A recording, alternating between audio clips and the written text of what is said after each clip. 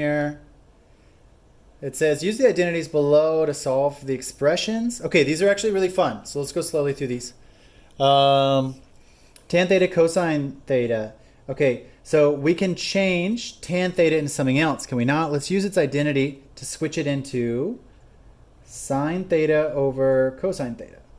And not equals, but times cosine theta. Okay, so I just substituted our identity in for the tan theta. Okay, and so that gives us sine theta over cosine theta times cosine theta. Now, notice, due to algebra, we can do some canceling and simplifying, and we just get sine theta. So A is equal to, or simplifies rather, to just sine theta. All right, kind of fun. These get more and more interesting as we kind of get further along. So now they're getting tricky in B. Sine theta divided by tangent theta. I can make this bigger.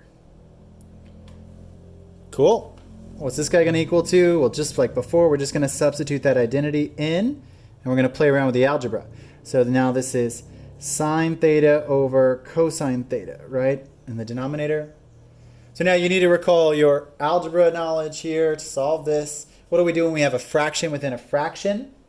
So I'll come down here and do a little reminder. So let's go like A divided by B divided by C.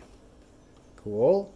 Well, this would equal A times the reciprocal of the bottom fraction. So this is like C over B. We just flip that, multiply, and we get AC over B. It's very convenient.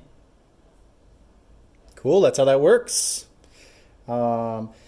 Division is the same as multiplying by the reciprocal. That's something we learned in 5th, 6th, 7th grade.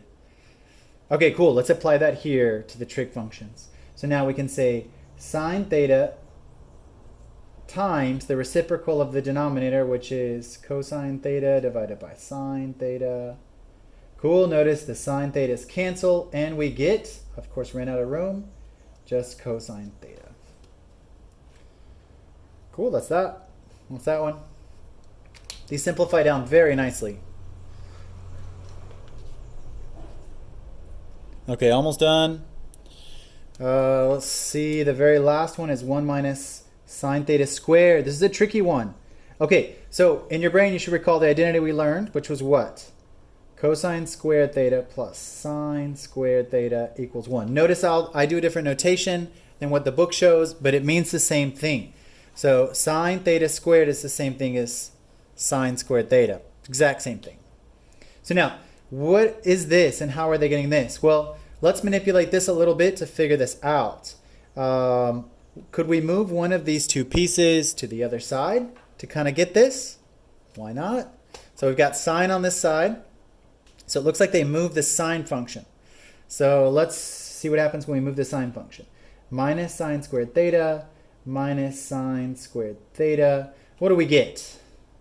We get cosine squared theta equals, and of course this cancels, 1 minus sine squared theta.